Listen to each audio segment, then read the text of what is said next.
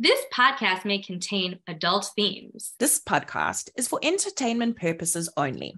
The views and opinions in this podcast are expressly our own. When I get to the workplace, I like to fuck shit up.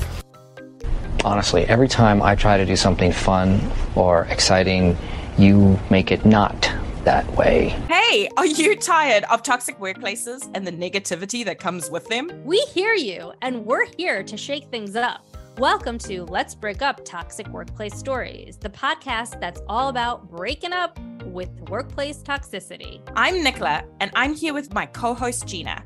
Together, we're going to explore real-life experiences of workplace toxicity and offer a sense of encouragement and unity. That's right. We're tackling the tough topic of negativity in the workplace and turning it into a movement for positivity. We'll be interviewing guests to share their experiences and offer practical solutions for dealing with workplace toxicity. Our aim is to promote solidarity and a sense of community amongst our listeners. Let's Break Up is quickly becoming the go-to source for anyone looking to share and then ditch the drama and create a happier, healthier work environment. So join us each week as we explore the various forms of toxicity in the workplace. Get ready to join the revolution against red flags and toxic workplaces. Thanks for tuning in, and don't forget to like, subscribe, and tell all your friends. In this week's episode, so today we've got a two-part series because it was just so juicy and so exciting. We had to break it up into two whole parts. Unbelievably crazy, a lot of plot twists, lots of characters. So we're going to also treat everyone to special graphics on Instagram. So you might want to check those out before you listen to this episode, part one and part two, to keep all of the characters kind of together in your mind as you're listening, because there's a lot of players. Today's episode contains a couple of trigger warnings around sexual harassment and completed suicide. We will warn you when those topics are coming up so that you could either fast forward or jump ship. No hard feelings. No, I think we have to have a trigger warning just for our entire podcast, because it's like some people really fucking have PTSD from the places they've been. PTSD. I forgot to do something this morning. I was supposed to submit a report yesterday, and it completely slipped my mind because I inherited this inbox of emails that have they had 200 plus emails and that had never been replied to. And I was like, oh shit. So I'm so focused on trying to get some of these through, and I'm churning through them that I forget about the report, which is uncharacteristic of me because I remember shit hot smart, right? Right. So my boss emails me and she's like, hey, have you delivered that report? And I was like, oh my God, I legitimately didn't even think about it. So had to rally that shit around. And I was like, so in that moment, I felt so stressed out that she was going to yell at me or freak out at me. And I was like, oh my God, I'm so sorry. I feel terrible that I've forgotten this. How would I forget this? I never forget anything. And I felt so shitty. And I'm telling you, it's that post-traumatic stress. It is the stress. Because it's like the feeling is similar. It's like, I got to get this done really quick. Oh my God, I got to get this done really quick. And it just opens up all the feelings you had when you were at where we met. Workplace, yeah. But I genuinely, I felt terrible. I was like, oh my God, I cannot, what kind of god awful human being what did your boss say? Was she just like, don't worry, just get it done when you get it happens. Done? I was like, it doesn't happen to me. You're like, hello, have we met? My name is Nicola. And no, it doesn't happen. Oh my God. So I had a little mini meltdown at myself. Right. Well, highlights that there is genuinely post-traumatic stress that comes with. I was doubting myself and my ability. I was like, maybe I really am not good at what I do. I've gotten to the place in my career where I do believe I am good at what I do. But after leaving there for 3 days, I was in bed, just sleeping. Cause I was I guess it was shock and a little depression. But not full scale because I wasn't there long enough to have it like you had it. Yeah. But it really did leave me doubting, do I have to change everything I'm doing? Meanwhile, like I have clients who tell me like literally I'm amazing and I can get anything done for them and they're so happy with me. So it's like, what is it? It's like the Madonna whore thing. Am I awful, toxic, horrible? No. Am I assertive? You know, yes. And that doesn't always mean people are going to understand that it's just assertiveness. I think, like I reflect back on after I had been let go, and I think one of the big things for me was the fact that I literally felt like I meant nothing to anyone. I was like, how could you literally tell me that I am the go-to person for everything, and then in the next breath delete me from everything? Like, how little did I actually mean? And that is what I struggled with. Yeah. And I get that. And like, I remember one of our first conversations when I reached out to you, you were like, I wonder how well they're going to do with their star players. And I was like, clear without their star players, meaning you and me, because we did have the most experience. And I just said, clearly we weren't stars to them. No, we weren't. It's just, I still can't, like, I still struggle to get my head around. I'm sure that they were, like, knowing who these people are now, I'm positive they were telling that same exact line to other people. Multiple people. In the company for different reasons. Oh, for sure. For sure. I just didn't, because I was in the cult, I just didn't see it. Yeah, you were just sucked in for too long where you couldn't, you actually believed everything they said. Yeah. I mean, the one and only time that the CEO went around me, I was surprised at my reaction because I was angry, but I was also really sad. It made me sad because it made me feel like it didn't give me any, like, it didn't make me feel like she trusted me.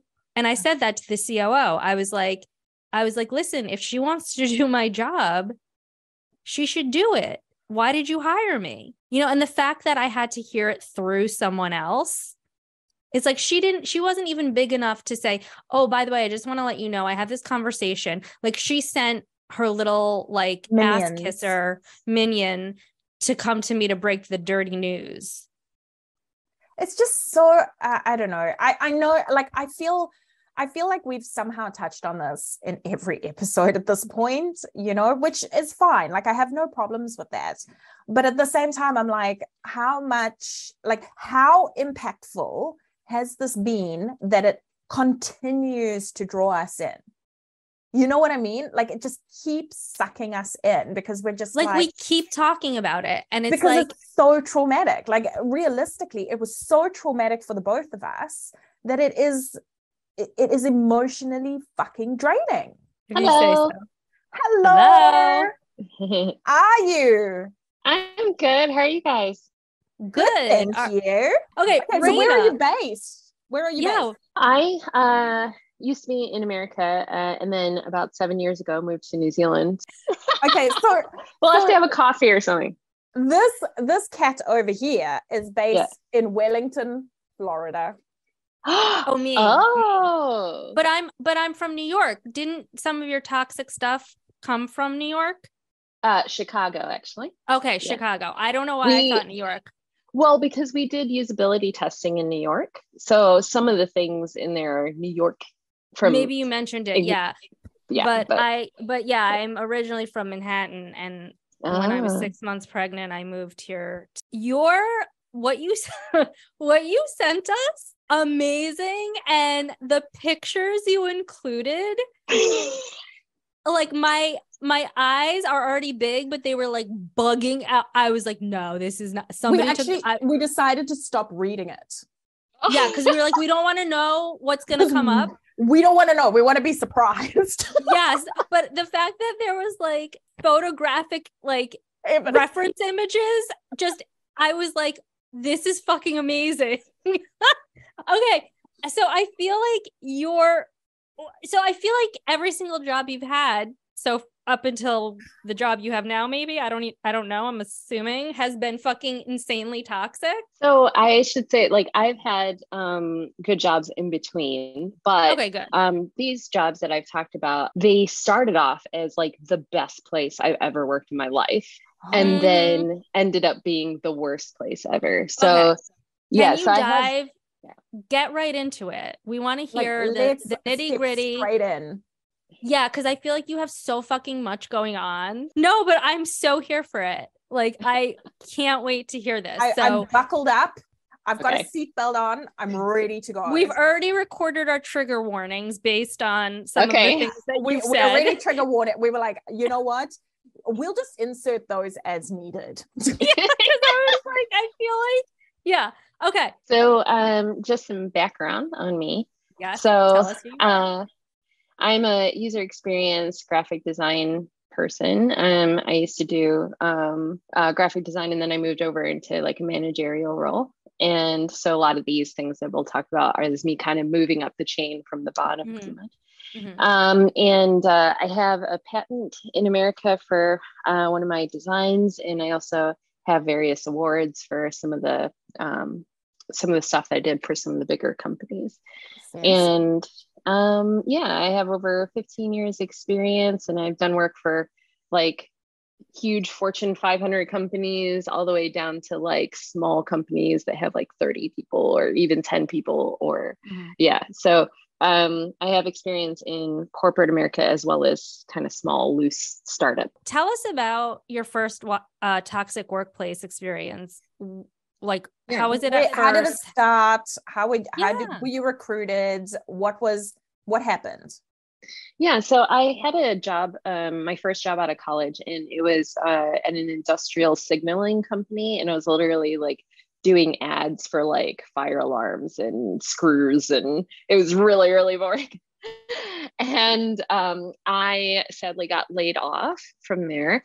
They were downsizing, and they decided to keep people that were there like before I was born, and they decided to let go the people that had just started there. So yeah, it was like a blessing in disguise, because they paid for me to get a second degree, and I would have had to pay it back or stay for 5 years after graduation. But since they laid me off, I was totally clean from that. So that was actually a blessing in disguise. That's nice. So I love movies and I love video games. And my degree in school was media arts and animation. I wanted to do like special effects in movies and stuff. This role came up for this movie and games company. And I thought, oh, this is amazing, you know.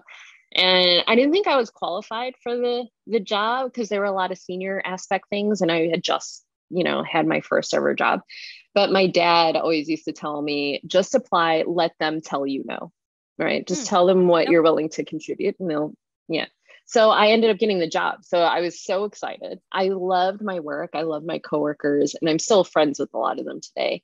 And it continued like that for like 3 years. Like there were like Christmas, we finished a big push and we got Xboxes for Christmas, and the end of the year party was in Vegas, and a lot of the people were around my age, and there was a lot of opportunity to work on new types of mediums and new platforms. So in that respect, it was really interesting work for me too, like especially coming from doing ads for like fire alarms. Yeah, from like boring smoke alarm ads. Yeah. So so then after 3 years, I'm just gonna call him Bilbo Baggins because he looked. Did he resemble Bilbo? Yes. Baggins? Yeah. No. I should have put a picture. I need hairy feet in my life. Yeah. Please, we're gonna have this is great for our marketing information. Like what happens when your boss is Bilbo Baggins? So Bilbo Baggins becomes your new manager. Yeah, he was hired way up there as a senior VP. Okay. And he became kind of the face of the company. Whenever the company had to do interviews, he would do them. Yeah. And he was featured in like TV shows, morning TV shows, stuff like that. He later became the chief revenue officer. And he was in talks to become like the what's step lower than CEO? I forget. Anyway, he was in talks to be that. Oh, COO? Yes.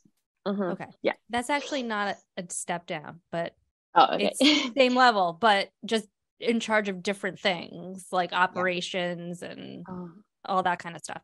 But yeah. Anyway, go ahead. Yeah. So then I noticed little things where he started being inappropriate here and there.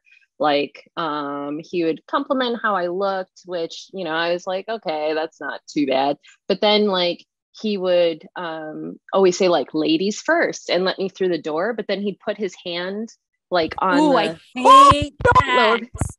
Do not touch me. I will punch you in the tit. Do not. The last time I was in Atlantic City, this was right before I got pregnant. I was 39. So I was the oldest one at this club probably. And obviously I don't look my age because I'm 43. I don't look 43, wow. but so I'm at this club. I'm dressed like a who, you know, like big stilettos, like all that kind of stuff. Slinky little tiny dress. And literally every 25-year-old kid in there who thought I was somewhat attractive put their hand on the small of my back. And I would have to be like, stop touching me. No, I'd be like, I did not let you touch. Like, it's too intimate. The small of your back is too intimate.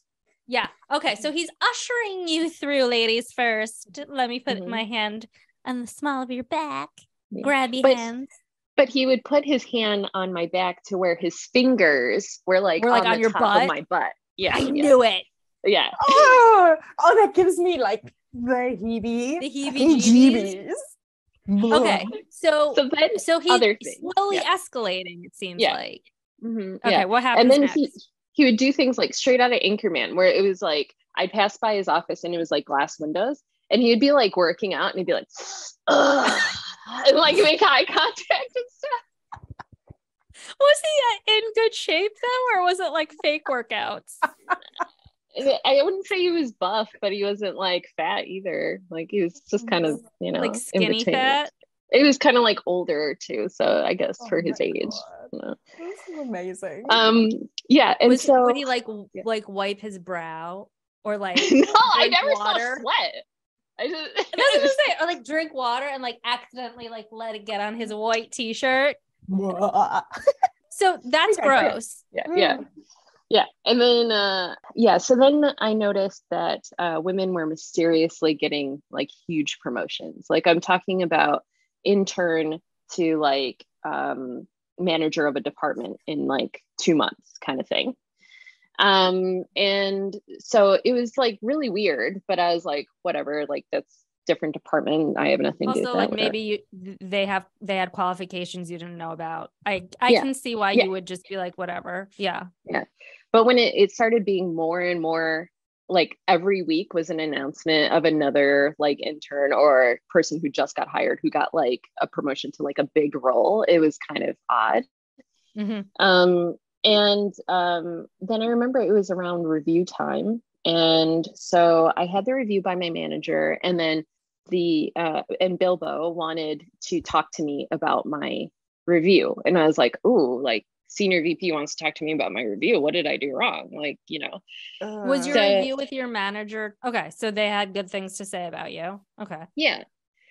And so I went in his office, and then he went through my review, and then he said, was he working out? No, not at this one. I so wish that he was working out. Like, oh, I really love your performance. Okay. So what does he say to you about your review that shouldn't have raised any red flags? So he just said, I looked through your review and it looks like you've contributed a lot to the company. I was the only designer in the company. So I was doing everything like print, web, mobile, POP for grocery stores, TV ads, like everything. And so he's like, you know, we really appreciate your contribution. And I want to ask you, have you ever considered being promoted to like a higher position? This is only my second real job. And I honestly felt like I wasn't qualified yet to like lead anyone. And I really enjoyed being a worker bee at that point. Mm-hmm. And so I told him, I was like, no, I really want to learn more first. I was like, maybe you can assign me a mentor where I could learn how to be a leader, you know, that kind of thing. And he's like, so you're sure you don't want a promotion? I said, no, not at this stage. And then he was like, huh, that's a shame. A cute girl like you could get their way up in the company real quick. And I was like, oh, okay. So the implication there, obviously, is that because you're cute, he might be interested. And because you rejected that potential hiring or promotion, he's not going to get any. Yeah. And so then he said again, like, are you sure you don't want a promotion? Because we could make that happen. And I said, you know what? No, I'm okay. I'm really okay. So he said, okay, that's fine. And then he's like, you could go back to work. So I like slowly backed out of the office, like this way, because I didn't want him to look at my butt as I walked out, because I felt so weird at that point. So I backed out of the office, and that was kind of the last of that. And then every once in a while, he, you know, would continue doing like inappropriate things. Like he would force me to smile at him, you know, like he would be like, oh, you have to smile at me. And he would like block the hallway, so I couldn't get past him unless I smiled at him. And so I created like this fake smile that I would do just to be able to pass by him. So I just, that's like more like a grimace. So he kind of picked up on it. And so then he would do the fake smile back to me. And then we would just go about our day. Creepy. Okay. How did this person get into this position of power? Because surely people would have complained. Surely. Who's going to complain when they are getting promoted so quickly? Touche, actually. Touche. And when was, like, around what year was this? Like, was it still in the 90s? The 1940s? No, this was like 2005. Yeah, around like after 2004 kind of thing, but not before 2010. So around. So I think that's relevant though, because I think there was still a lot, not totally overt sexual harassment going on, like in corporate America, that only recently has kind of come out, you know? So I'm not saying that that's right, but I think that it was like the prime time for this shit to be happening to you, you know? Yeah, like if the Me Too movement was at that time, like this would have been a totally different narrative. Meanwhile, while I'm dealing with Bilbo, this guy, office supply guy, I'll call him, he was the facilities manager. He started flirting with me a lot. He would buy me special presents. He found out what like my favorite candy was, and you'd leave it on my desk with like a beautiful red ribbon, you know, like stuff like that. And he asked me out, and he was really attractive. And I told him, I was like, look, I'm really attracted to you, but the thing is, this is kind of like my dream job, working in film. You don't want to like, fuck it up. Yeah, I don't want to date inside, you know, my coworker. Like, I hope you understand that. And he freaked out. Like, he got so furious. And so then he started sabotaging my ability to work, being the office, you know, manager. What was he doing? So he would do things like he would refuse to get me like post-it notes and pencils and pens and He would refuse to get help me with IT, because he was kind of IT as well. So if I had an issue, he would refuse to help me. He would purposely block my computer from being able to print, which, me being a graphic designer, petty. That was integral. Yeah. Oh, that's so that's petty. so fucking petty. So while I'm dealing with all this, and I'm like, dude, like, this is why I don't date in the office. Imagine if we had actually dated. Another level. So this lady in the office, she was higher up in the office, and we're going to call her Evil E. So to backtrack a little bit, my industrial signaling job, they had a deal with Ford and Toyota and a couple other places, since they did so many industrial signaling stuff. So I actually got my car at a huge discount. I bought my car brand new for like the price of like a basic Mazda. And I had a Lexus IS250. Well, excuse me. I'm sorry. Oh, we're too fancy for this podcast now. Fuck me. Well, I mean, the point is, I got it as the price of like a you cheap would have car. normally not have been able to afford that level of a car, right? Yeah. Not the discount. Okay, so then what happens? Evil E enters. So Evil E saw me drive into work in the morning in my car. And she thought it was ridiculous that I could afford a car like that. So she went to her business. I don't know. So she went to my boss, and he told me this himself. She went to my boss and lobbied for him to give me a reduction in pay. What? Wait, because what? she's like, I don't know how much she makes, but she shouldn't be able to afford a Lexus at like her level.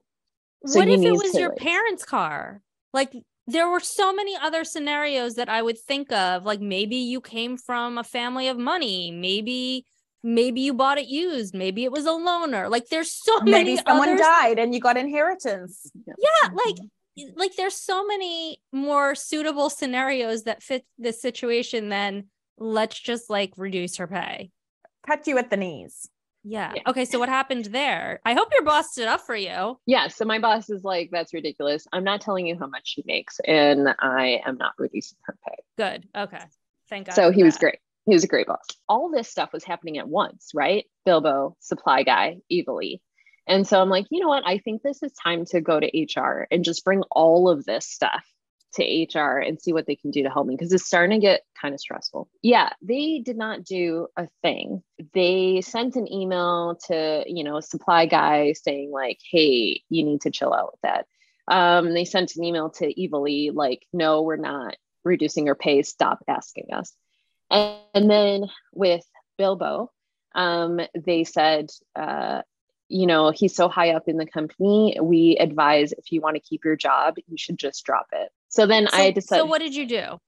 I decided to just drop it because I loved my job. And my thought process at the time was, I'm not letting a man who can't control himself ruin my ability to work in the best job I've ever had. Because it was, a couple of people, like these are 3 people who were jerks, right? But the rest of the company were super nice, sweet, amazing people. And the projects I got to work on were like dream jobs. Okay. Love that. Okay. I see the weighting system I there. probably would have reacted the same. I probably would have just accepted it. So how did you end up leaving this job? Under what circumstances? So the tea. So what happened was there's a huge thing where Bilbo got caught giving a $50,000 bonus to one of his mistresses, one of the ladies who was mysteriously promoted. Okay. Wow. And how was that found out? Do you know how it was found out? Well, because there's paperwork in him giving a $50,000 bonus. You know what? I'll be someone's mistress for a $50,000 bonus. Let's go. I mean, sign me up. Where's Bilbo live now? I just want to check about the hairy feet, though. I don't know if I could. Any hoozles. So this becomes something that is brought to the attention. Does he get sacked? So he was let go, like overnight, and so was every woman. Every woman who had mysteriously been promoted got sacked as well, got fired as well. That makes sense. Half of the HR department got let go. Because they were probably privy to it and just turned a blind eye. Or part of it, who knows, yeah. Or part of it, right? So, okay. Fair enough. So, God. Yeah. So overnight, like it was like Friday to Monday, like he's gone. All the women in the department, other than me, are gone because I'm the only one who didn't accept a promotion. So you'd think that would be the end of the story. Right. I kind of assumed it would be, but I feel like now knowing this podcast and where we're at in our lives, I'm going to say a solid no. No, I bet we have some return players. Let's hear. There has to be a return appearance, a cameo. Cameos, yeah. What cameos do you have for us? I went back to work on Monday, and that for like the next couple months afterward, I really had to fight for respect in the office because my male coworkers treated me like I was guilty also, but that I just didn't get caught. Yeah. Right. And so I really had to fight for respect. Like they literally call me things like, "Oh, you're a dirty girl, aren't you?" Or like, "Oh, you're a spinner," which I didn't know at the time, but now I know what that means. Sorry, am I like 100 years old? What is a spinner? It's when you sit on a dick and spin.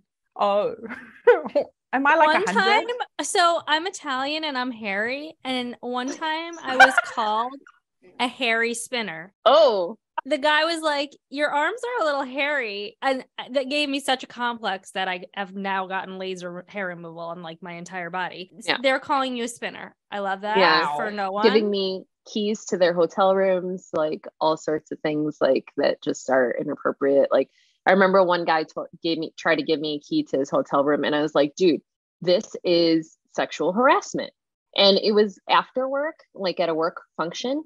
And he's like, "It's not sexual harassment if it's after work hours." It's at a work function, dude. And you're a colleague. It's always work hours when you're with colleagues. Meanwhile, if you're interested in whatever happened to Bilbo, of course. He was fired, but then became CEO of another big company about 4 months after. And they told us at my job, like, what happened. And they were like, "Oh, he's done his time. So, now he's allowed to go ahead and live his life." Yeah. 4 months. Yeah. He probably was like shacked up with all the girls who had been giving him favors for those 4 months doing his time because they were all living off of his severance. Yeah. Anyway. Well, the mistress that he gave 50 grand to worked with him at the new company. Obviously. I wouldn't think anything less. All right. So how did your exit from this horrible place? Which didn't start out horrible for you. It was like your dream fucking job. Okay. So there's more. Oh, wait. Okay. Sorry. Yeah. So a return player. So Evil E, instead of getting fired, she just got promoted to another section of the company. So she actually was still really upset with me that I got her in trouble with HR back. So this is a couple years after the HR incident. But anyway, I don't know. She's still pissed off because you got a discounted car. Like, in all of your life, that's the one thing that you have in your craw. Like, right. Don't you have like a dysfunctional family or like early childhood trauma to have in your craw? Like why are we targeting Reina's fucking car? Right. It's so stupid. And I'm like a nobody in the company. I'm just some random worker bee, and she's like a high up senior. It's like, why do you even care? Another return player. So she actually conscripts Supply Guy to hack into my computer. No. And she sends emails from my Outlook to my other bosses and like stakeholders saying flirty things. How did you find this out? How did you find this out? I'm guessing that someone was like, "Why did you send me this email?" And you're like, "What fucking email?" Nobody said a thing. So no. How did you find out? So being a graphic, I was the only designer, right? And I had stakeholders in every part of the company. Every department, yeah. Okay. And so I would often forget, did I send that thing? I'm not sure. So I would look through my sent folder to see if I sent stuff. And so when I went through my sent folder, I saw random messages to them. Can you summarize what some of these flirty messages said? They were probably so terrible too. They probably weren't even good. No, it was I would take credit if it was good. It was like, I just want to say you looked really good today. Or it was, you know what? When I was presenting today, I could hardly concentrate on my presentation because you looked so good. Or okay, we're getting a little like saucy. Yeah. All right. So nothing. And you were like, okay, so you find this, and you're like, I never sent this. Yeah. So I'm like freaked out. So I go to my boss, who she sent these messages to my direct boss. And I was like, why didn't you say anything? And then he's like, well, because of what happened with Bilbo, I just didn't want to even touch it with a 10-foot pole. I just like ignored it. And I'm like, okay. And he's like, yeah, some of the other stakeholders and I were talking about like, what's going on with Reina? I told my boss, I'm like, you know what? I'm really going to need you to help me out with this because I've gone to HR before and they haven't done anything. And this is like, if you want me to make these deliverables and make presentations that won't get like awkwardly rescheduled or whatever because of these emails, I suggest that you help me with HR. So he went to HR and it was easy to prove. All right. So and this woman, how old is this woman? But just for reference. At the time she was like 40. And how old and were I was you? like 25, 26. HR puts a stop to that because it's so easy to prove because you just go through the sent messages and people saw her at my desk. And so it's easy to prove. Just came she just walked over leisurely to your desk and was like, boop, boop, boop, boop. That is my favorite thing. How stupid. I thought that she like did this like via like on the cloud or some shit. Yes, or like via some sort of proxy or hacked in. Got your just like and hold on, let's look. Is it her birthday that's the password? Doopy doopy doo. I mean, sometimes your screen doesn't lock immediately. And like maybe your screen didn't lock for like whatever 15 minutes. I don't know. Oh my Who knows? God. Or she probably was like scurrying over like the second you left your desk, like a weird little like mouse. And then like well, because the company was so small and it was just kind of a startup at that point, there were only like 60 employees total in the whole company. And so the facilities guy, the supply guy, I would have to give him my password in order for him to install like stuff. Oh, so he had it. Got it. Yeah. Okay. So basically HR just told me to regularly change my passwords and told evilly, hey, stop doing that. And then that was the end of that. But if you had to regularly change your password and supply guy would need it. I know. That's why it was that doesn't make any sense. So again, HR didn't like nothing. Because, they shit the bed. Yeah. Okay. So then what happens? So the company exploded. It grew dramatically. Like we went like from 60 employees to like over 1,000. We went to making like $1 million a day. Like it was like insane. I was still the only graphic designer in the whole company. The amount of work you probably had was asinine. It was too much. It was like overwhelming. And so I asked for help. And so they said, okay, you know what? We're going to hire another designer and we're going to give you that mentor you asked for way back in the Bilbo days. Okay. So they hired a design manager, which I thought was pretty great. Was it great in real life? No. I had a feeling. Why did I have that sneaky feeling? So what happened there? Okay. So we're just going to call him Scabs and let me explain why. That's the next card in our deck. We got Evil E, Supply Guy, Bilbo Baggins, Reina, who should be like a superhero, and then Scabs. Okay, let's hear Scabs' story. So Scabs was like Scabby Patty. Oh, I like that. So he was kind of like a space invader. He's like a close talker. When he would like talk to you about stuff, he would like often like lean over your desk and like grab your mouse and like, do stuff. And so it happened twice where he had like a giant zit around his mouth that kind of scabbed over. Are you sure it wasn't a herpes?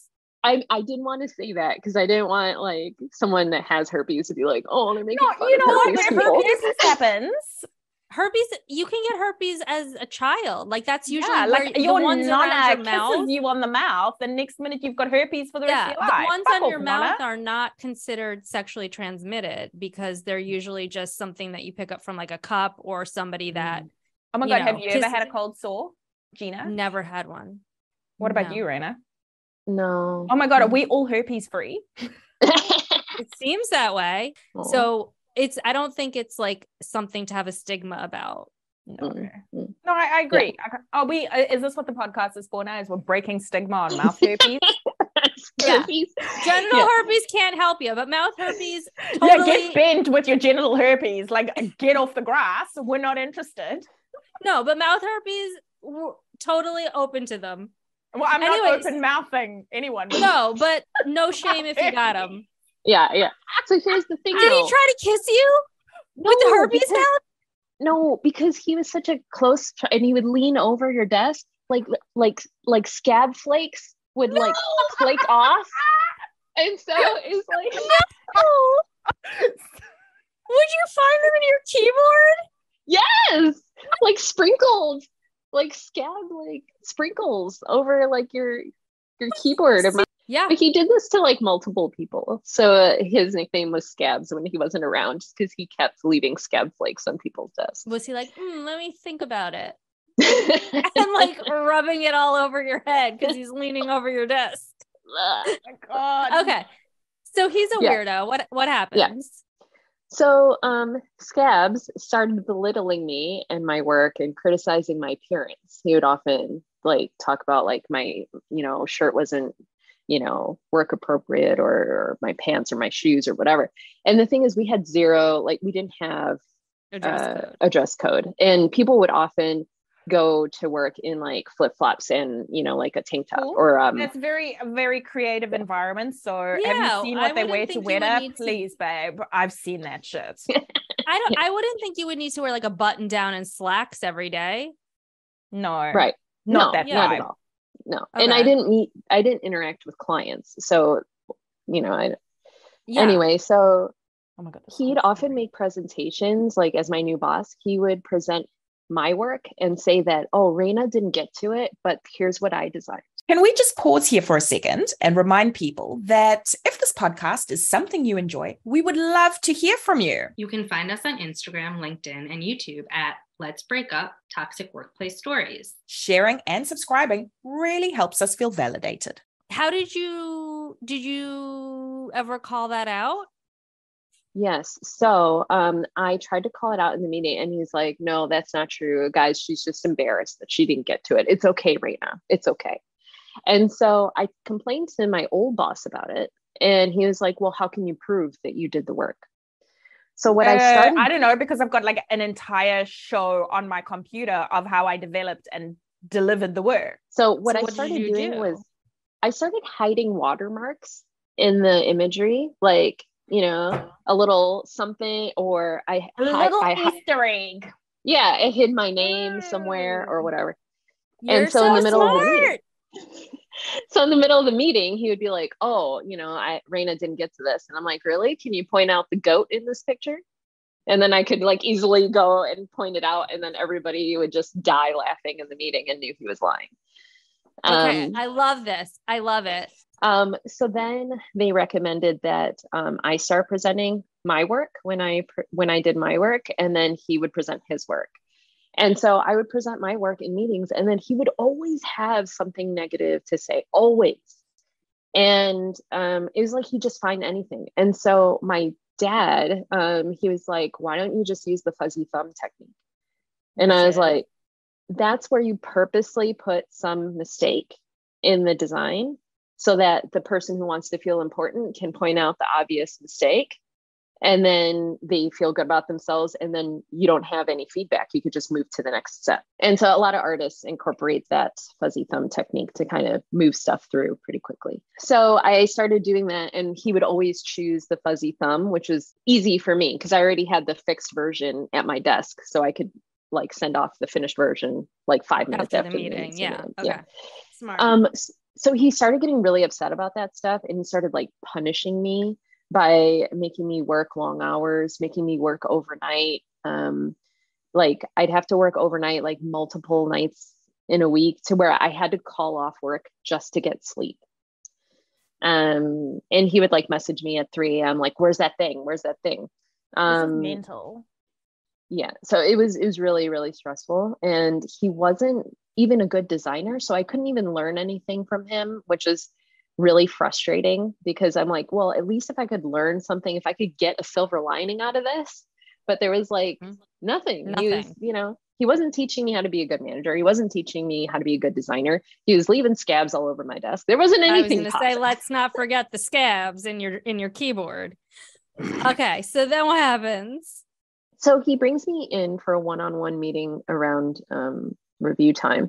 And he had a whole, like literally a giant notepad full of complaints. And they were all about my appearance. What? And yeah. I genuinely don't know where to like put that folder in my brain. So because I'm just like, how is that, like, on what planet do you think that it is appropriate to comment on someone's behavior to a point that you're complaining about it. You're not coming into work with, let's say, a copious amounts of BO, or you're coming in with, like, let's say, you're not wearing like a bikini to work. Yeah, like buddy, like what sort of insecurity? So here's my theory. Okay. All of his other techniques to shut you down, like taking, didn't work. So now he's like, this is all he has left is his subjective rather view of what he thinks you dress and look like and how it should be changed. Even though I'm positive you were totally fine within the reason of the office, reasonably dressed. Like we said, you did not come in with like a stripper outfit or a bikini yeah. So what were some of his points? You ready? Inquiring minds must know. Okay, so among the list, I'll just tell you the highest things.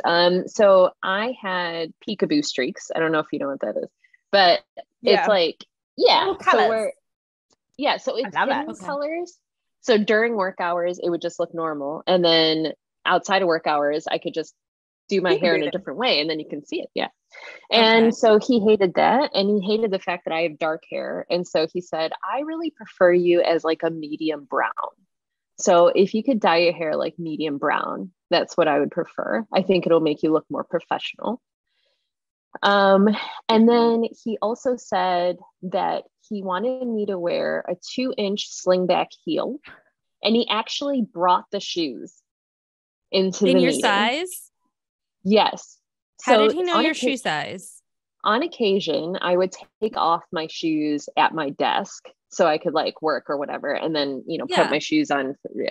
If I was, because remember, I was working crazy hours, so sometimes I just wanted to be comfortable. He must have seen your shoe size. Okay. Yeah.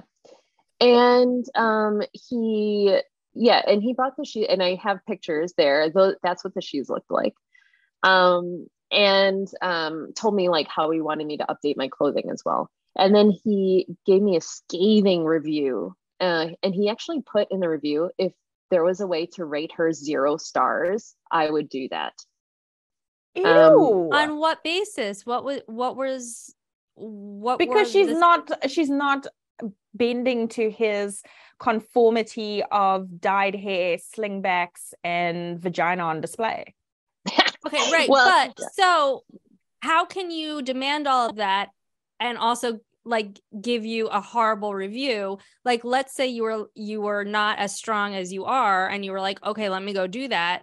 Where's the time period where you could turn that around? It can't all happen in the same day, right? Yeah, none. Yeah.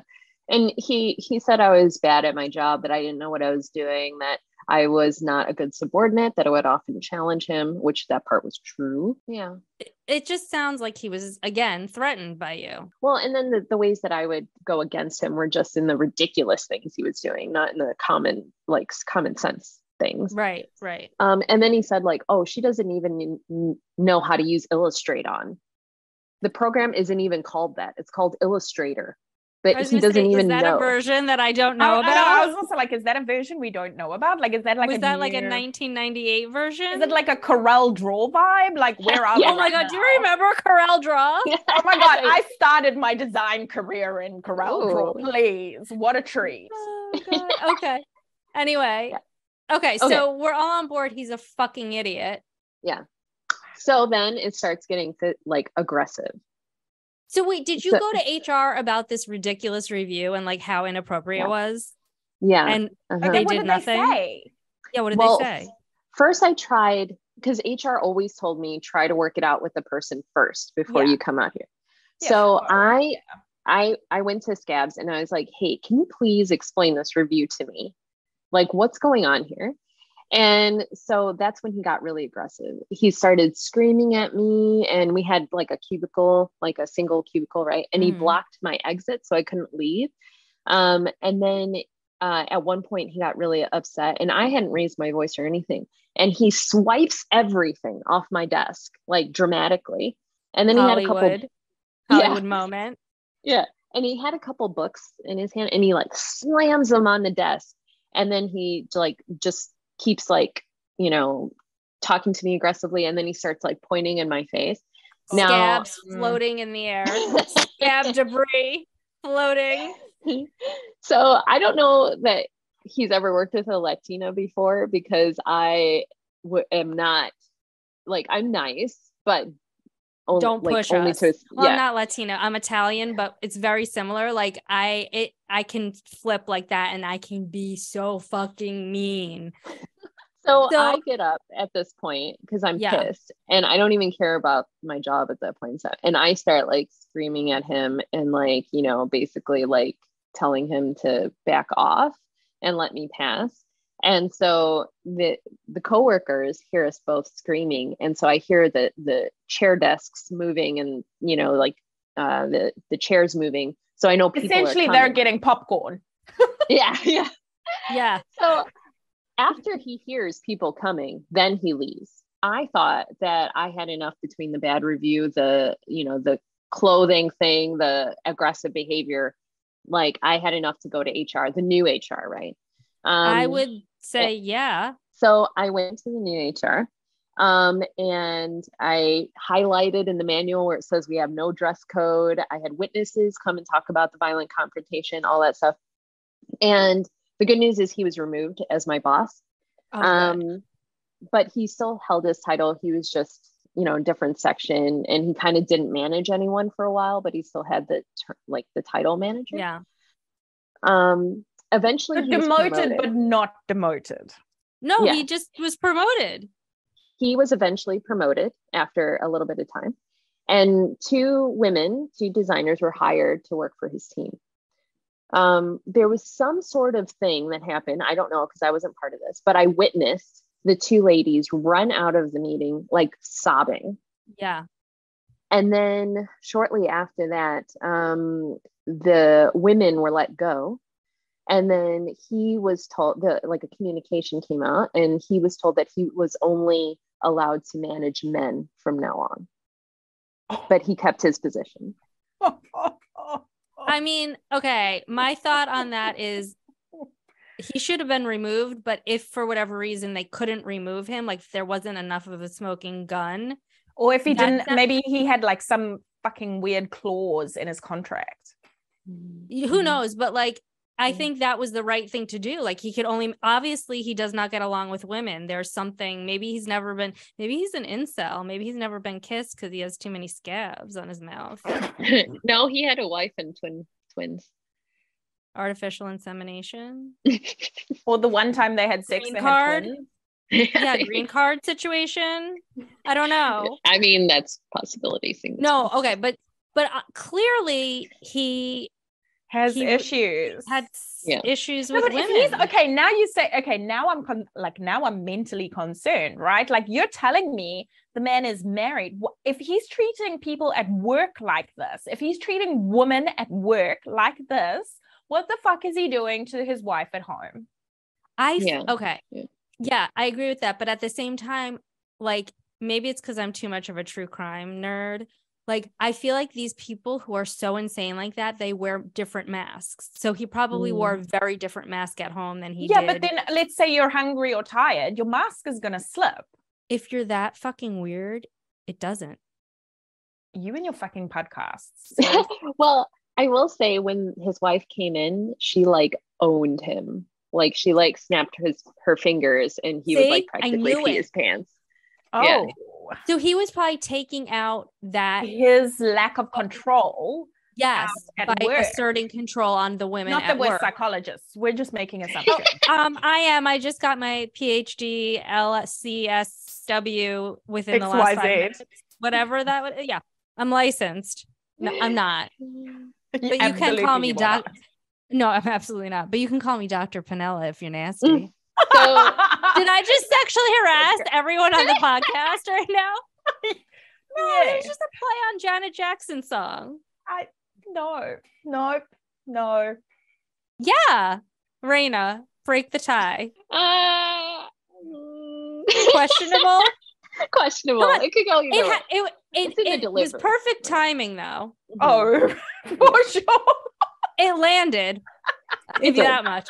Okay. I won't edit you out. That's fine. Okay. So he's only managing men. Yeah. And this is all at the same job, by the way. No, we're on board. Yeah. Okay. So I feel like this may have to be a two-parter at this point, because I'm just like, the fuck is you have so much place? Like, I feel like we're only on page 4 of your documents where we stopped reading. 10 pages of crap. Okay, go ahead. What you happens? Know what? Okay. You know what? If it becomes a 2-part series, like part 1 we're and open part to 2, it. I'm totally there for it, because this is ridiculous. All at the same job. This guy's only managing dicks, people with dicks. And what happens next for you? How much longer do you stay at this job? Does Evil E come back? Evil E does not come back. Okay. But I do stay at the job for like two more years. And did anything notable happen then? Yeah, lots. So oh shit. Yeah. So I got just a new when manager. I think it can't get any worse. Yeah. So it gets way worse. So I got a new manager, and he was like a crazy talented designer. He was so good at like kind of presenting and like getting feedback and like, you know, getting people to like kind of convey what they want from a design, which is something that I struggled with at that time. Like getting people to explain what they want when it comes to art is often very difficult. It's hard to do. Yeah. Yeah. So I learned a lot from him, and I really liked it, but I was used to having autonomy over my work. And when he got hired, like he would take all the awesome jobs, and then I was stuck with like all the crappy, like just cutting up assets or like giving specs to the developers or whatever, like kind of boring stuff. So I kind of was starting to lose interest because I felt like I lost like all the cool stuff. Oh yeah. So at this point, working there had become like so stressful that for myself and other employees as well, and other parts of the company, I'd often like go to the bathroom and cry, like, and just like, and I'd hear other ladies crying in the bathroom, like at the same time. Did you guys ever talk about that? Like, hey, why are you crying? Do you ever like solidarity together? Yeah. But also they kept you so busy that you didn't really have a ton of time. Like we would like have long lunches, or we'd like kind of do vent sessions and stuff. But then it kind of became more like you never got a break from work because you're talking about work when you're not at work. What were the other ladies crying about? Was it similar stuff like being overworked, or what was it that you guys were coming up with, the reasons? Yeah, I think the main problem of the company at that point was it had exploded and got so huge, like in such a short period of time. When I first got hired, I had like 6 people interview me, and you know, all 6 of them had to say yes in order for me to get hired. And I think it created a close-knit group of people who were a good cultural fit and were also like willing to teach each other, and also like, you know, kind of good-natured people overall.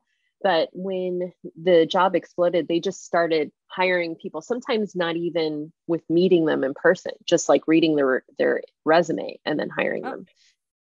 And also another problem was that there were way too many top managers. It was so top heavy. Like I had about 13 managers, stakeholders. Yeah. And why? I had to like, because it was a shared resource. So I had basically a boss or a stakeholder in every part of the company.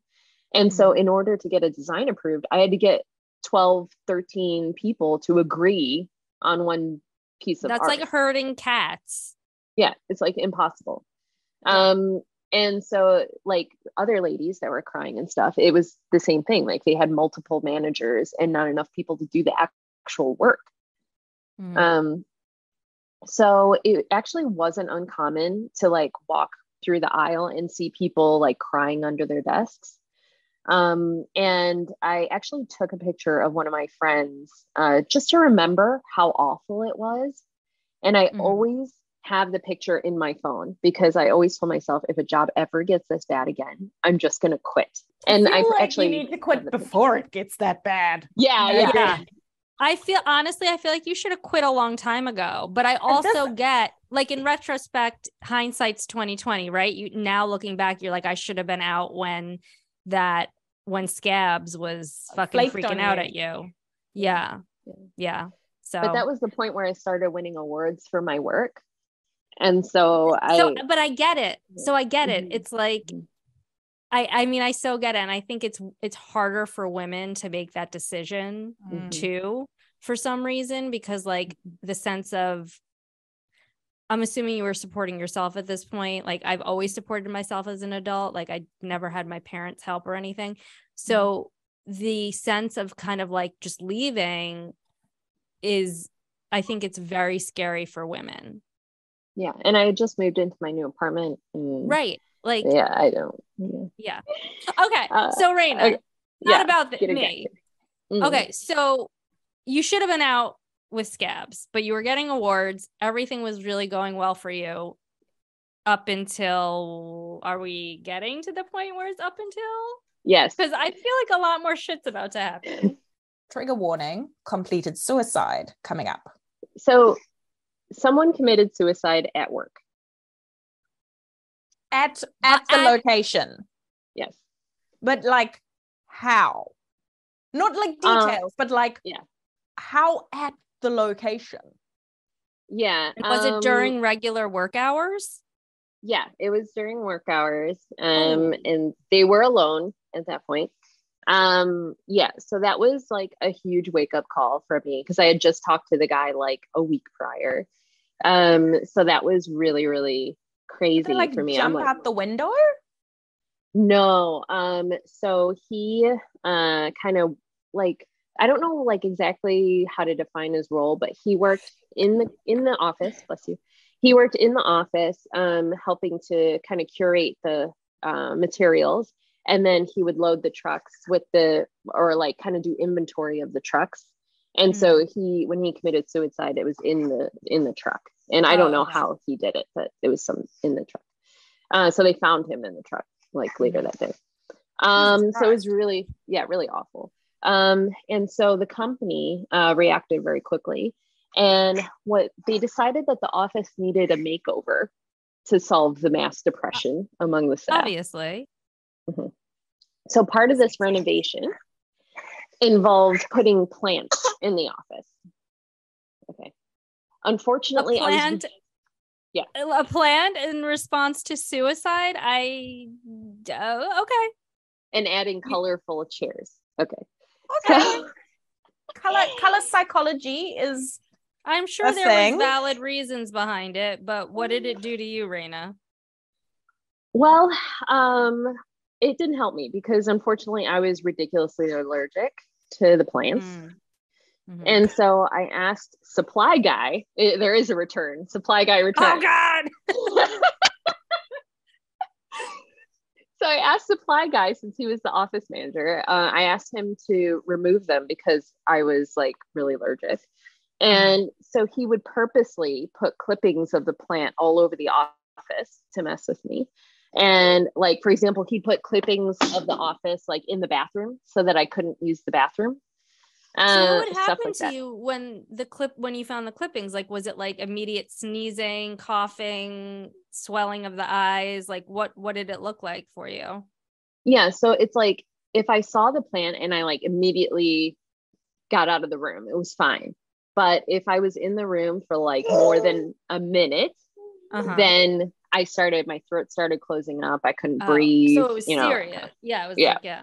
Okay. Mm-hmm. What plant is this? Like what? Oh, I don't remember. It's some sort of fern. I don't remember. Like, why are we not checking with our staff that we aren't allergic to crap like that? As your local health and safety person, why are we not checking? Because America doesn't have health and safety people. Okay. So I, again, tried HR. And I told them that the plants were, making me allergic, like anaphylaxis level, like serious level. Yeah. And their response is that they can't get rid of the plants just to accommodate one person. So what they agreed was a compromise of moving the plants to a different floor of the building. Okay. So they gathered up all the plants and put them on a different floor. Well, the problem is some people who didn't know that I was allergic or whatever, they thought it was pretty plant and they would bring it back down to our floor, or in meeting rooms or whatever. So I just always had to be super vigilant. And so one day I had a meeting and I didn't see that there was a plant. I called it plant of death. I didn't see the plant of death in the corner. Here's another card for us. Plant of death. Like evil plant with like devil horns. And so, yeah, I just didn't see it. And as I was presenting my design, I started like inexplicably like coughing and wheezing. And then my boss, like, he noticed the plant and he's like, oh no, Reina, the plant. And so they hurried up and they moved the plant out of the room, but it was too late. Like, the damage had already been done. So like, I literally couldn't breathe to the point where I couldn't use my legs. I couldn't walk. So I'm crawling, army crawling, trying to get to my desk so I can get my like steroid inhaler. And I didn't make it to my desk. I just passed out. And like all the people that were in the meeting are just like following me, being like, what do we do? What do we do? What do we do? But of course I can't talk. I don't have any breath. And so like I pass out. And when, I came to, I saw my boss calling 911 in the ambulance. And I was like, don't call the ambulance. I can't afford it. Don't call the ambulance. I can't. And I just passed out in the middle of like begging him. But America is so gross. The fact that you don't want the ambulance to come because you can't afford it. I hate you, America. When I came to, after asking them not to call the ambulance, I was just in the ambulance hooked up to all sorts of breathing things and, you know, whatever. And so I ended up getting a bill for like $600 for the ambulance ride. And then I had to pay for the actual hospital stay because I had to stay overnight. Did you have insurance with this company? I did. Yeah. This was after insurance, that was like how much I owed. Yeah. So I told HR that they should reimburse me, right? Because I repeatedly asked them to move the plan and they didn't. And they refused. They said that they were not going to reimburse me. So why? They said because it was pre-existing conditions, that I had allergies before this incident. Yeah, so, but they're so stupid. I hate them. Yeah. Okay. So then what happens? So shortly after that, my good boss, the one that was teaching me all this stuff, he got promoted. Oh, so after my boss got promoted, I lobbied to take his place because at that point I felt like I could start moving up and be like a senior or a lead or something. And I didn't want to, like, with all the stuff going on, I did want to quit, but I felt like I was like letting them win if I quit, you know? I'm following. And so I didn't want to quit unless I had something bigger and better, pretty much. Okay. I think that's a smart move. Yeah. Well, yeah. After I got the promotion, I happened to land my new job.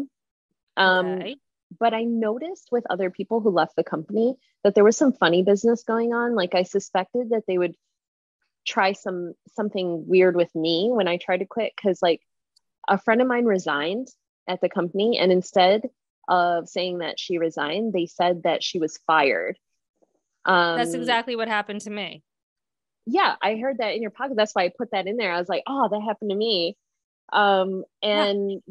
They said because she was fired and she didn't quit, that they weren't entitled to giving her the rest of her holiday pay. Yeah, so I didn't really understand. And so I was just like, you know what? I'm just going to cover my bases. And so, so what I did was I had my one-on-one where I was going to give my boss my resignation. And so in order to like prevent like anything, like any funny business. So during the one-on-one, I gave him my letter of resignation. While I was talking to him about my resignation, after he read the letter, he started saying, oh, you know what? I think I have to review your recent performance to decide if in fact I'll allow a resignation or if I'm going to fire you instead. And so while he was saying that, I heard like the glorious ding of the email that I had pre-timed to go off while I was giving my resignation with him in the office that announced to the rest of the company that I was resigning. Oh shit. Mic drop. I'm loving this for you. Yeah. Yeah. So he was talking to me and he heard the ding and he just kind of glanced over and saw, you know, Reina's resignation. And so then he looks back over at me and he goes, well, you thought of everything, didn't you? I guess you can leave. Mic drop. Okay. And I finished out the rest of my time there with no problem. And I did get all of my holiday pay. Okay, out. good. Yeah. Yeah. Mm-hmm. Well, that's because you were resigning. You didn't like say, like, there's a difference between resigning and quitting. Quitting means like you're leaving right then and there. Fuck the company. You're dropping everything and you're walking out. Resigning is basically saying, like, here's my 2 weeks notice. Let me finish up, or I'll finish up whatever I need to finish up. So it's more like you're working with the company. Whereas quitting is like, fuck you, I'm out of here. And I'm going to leave everything messy and open for anyone else to have at, with like no help for finding a replacement if that was something they might ask you to do. So it sounds like you resigned, whereas your friend quit. Well, she had told me that she resigned, but I don't know. Who knows? Sure. Yeah. Okay. So then what happened? So I was done with that job. I'm very happy to be done with it. And unfortunately, after quitting, I heard through my friends that were still there that 2 more people committed suicide on work premises. Oh. As a response, they subjected all the employees to biweekly psych assessments. So that like they could assess like, oh, this person was psychologically unstable. So we're not liable, right? So it wasn't actually to actually keep tabs and understand what's stressing the employees. It was a loophole for them to say, well, they were already unstable. Pretty much. That is so fucked up. Like, Nicola, don't you have something to say about that from the health and safety work that you do? Hold on. Let me just get my... So much to say. So my first question here is, how legitimate is it to give people psychological assessments? Because if you're creating like a safe and healthy work environment, especially for mentally healthy work, you're not going in and, you know, exposing people to additional stress for them to be doing psych assessments every week. Like that's like, that's wrong point. With like, the shouldn't system? They have like what's wrong with the system that this is what you're checking versus check how the work is created and developed and formed and what are the managers doing? And no, there's just it's I could talk that's about my point. Like, shouldn't they have taken the time out to be like, let's stop and see what the bigger issue is? Are we overworking our employees? Like, what's going on? Rather than just saying, oh, well, we're giving them mental checks every 2 weeks or whatever it was. That also, like, were you able to refuse the mental check? Like, I have a therapist. I don't need to have I don't have a work, you know, someone who works for the company telling me if I'm sane or not. Like, fuck you. You probably have no doctorate of anything. They probably just, because you said they were hiring people just from their resumes. It's like, I could be like, Dr. Panella, license, everything. And they'd be like, you're hired. You're doing the mental health checks every 2 weeks. Like, I feel like that would have been totally something that could have happened. Okay. Yeah. Where do we land here? So that was it. And then so many people quit that it became like a real skeleton crew and the company nearly folded. So the company is still open now. Alive there, but, but it's barely, like, it was making like, you know, 2 billion, whatever. And now it's like just barely limping along. So do you know what their annual revenue is? Now? No, I don't. But at one point it was 2 billion a year. Yeah. With a B, not an M, with a B. Yeah. Okay. Yeah. I know they had sold off parts of the company and all that stuff. So. Yeah, never a good sign. Now, what's really cool as we come to the end of this podcast is we are going to head into part 2, and it is going to be equally as saucy as this first part that we've completed. And we're really looking forward to your feedback on part 1 as well, because these stories that Reina is sharing with us just keep getting more crazier and like weirder. And also you'll be introduced to a new cast of characters, so we encourage you from part 1 going into part 2 to check out our deck of cards of characters on IG, and like, subscribe, and tell all your friends and family. Thank you for joining us today. If you would like to share your story, we would love to hear from you. Also, leaving a review helps us create more content because it shows us there's an interest in this topic. For those of our listeners who do better with reading, we have closed caption available on YouTube. See you next week, same time and same place.